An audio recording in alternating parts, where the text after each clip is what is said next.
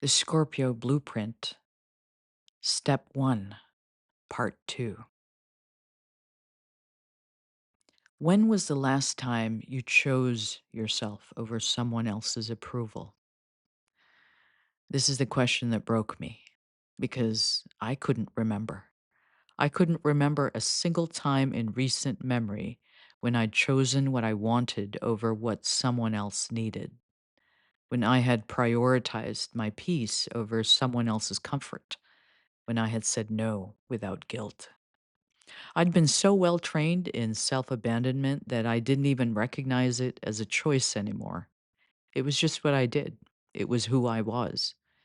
Except it wasn't who I was, it was what I had learned to be to survive. Next question. What am I afraid will happen if I stop people pleasing? Here is where we get to the root because people pleasing isn't really about being nice. It's about fear, fear of abandonment, fear of rejection, fear of conflict, fear of being alone, fear that if people see the real you, the one with needs and boundaries and limits, they will leave. And maybe they will. Maybe some of them will. But here's what I learned in the darkness, in that year of facing everything I'd been avoiding. The people who leave when you stop people pleasing were never really with you anyway. They were with the version of you that served them. They were with the you who made their life easier. They were with the performance, not the person. And losing people who never truly saw you is not loss, it's liberation. So, for these questions, write your answers down. Don't edit them, don't soften them, don't make excuses for the people who've hurt you or minimize your own pain. The truth doesn't need to be pretty, it just needs to be true. Here's what happens when we face the truth: we realize that our self doubt isn't some inherent flaw, it's a learned response to environments and relationships us, that benefited from us staying small. We've been programmed to doubt ourselves by people who needed us uncertain, questioning, malleable. Our people pleasing isn't generosity, it's a survival skill we develop to stay safe, to be loved, to avoid abandonment. It worked when we were younger, when we had no power, but we're not those people anymore. And the strategies that once protected us are now imprisoning us. The relationships where we have sacrificed ourselves are not love. They are transactions where we've agreed to pay everything and receive scraps. Real love doesn't require us to amputate pieces of ourselves to fit. Real love doesn't demand we stay silent about our needs. Real love doesn't punish us for having boundaries. This is the medicine of truth. It burns going down, but it is what heals us. The poet David White wrote that the truth is the only thing worth finding, and when you find it, you'll know it because you'll feel it in your body. You'll feel it in the tightness of your chest when you admit that the relationship is draining you. You'll feel it in the relief that washes over you when you finally say, I deserve better.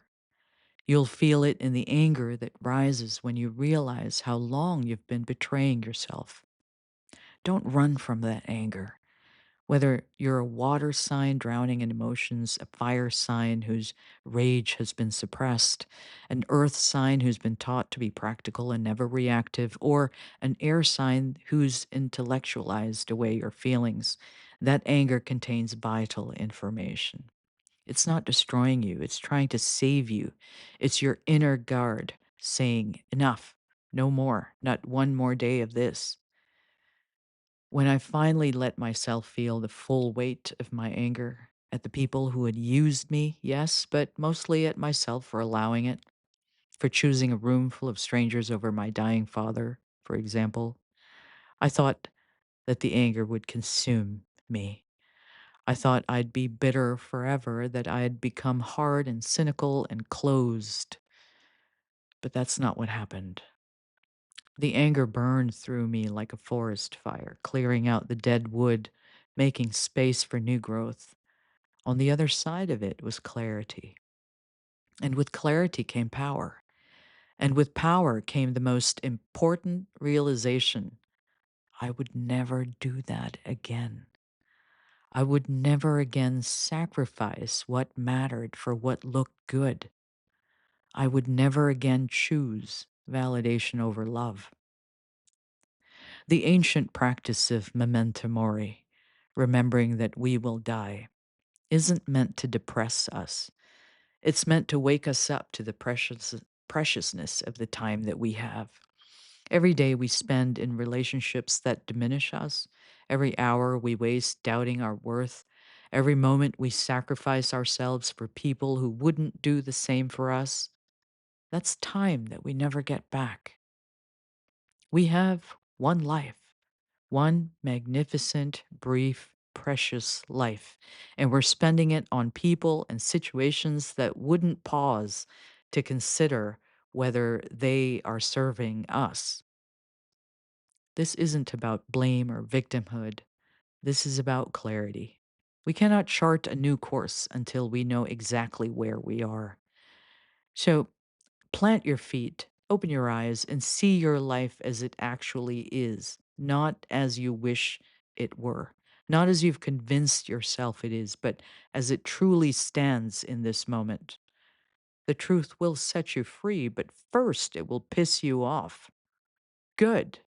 Let it. That rage is rocket fuel for transformation. I'm not gonna lie. This first step is the hardest one. Facing the truth means facing all the ways that we've abandoned ourselves, all the time we've lost, all the people we have let hurt us. It means confronting our own complicity in our suffering.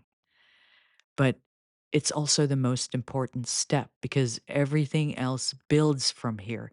You cannot heal what you won't acknowledge. You cannot leave what you won't admit you're in. So take your time with this step. Sit with these questions. Write until your hand hurts. Cry if you need to. Rage if you need to. Let yourself feel the full weight of the truth. And then when you're ready, we'll take the next step together. Because you're not alone in this. I'm here. And I promise you, on the other side of this truth is a life you can't even imagine yet. A life where you're free, where you're whole, where you finally come home to yourself. But it starts here with honesty, with courage, with the willingness to see what you've been avoiding. You're ready for this. You wouldn't be here if you weren't.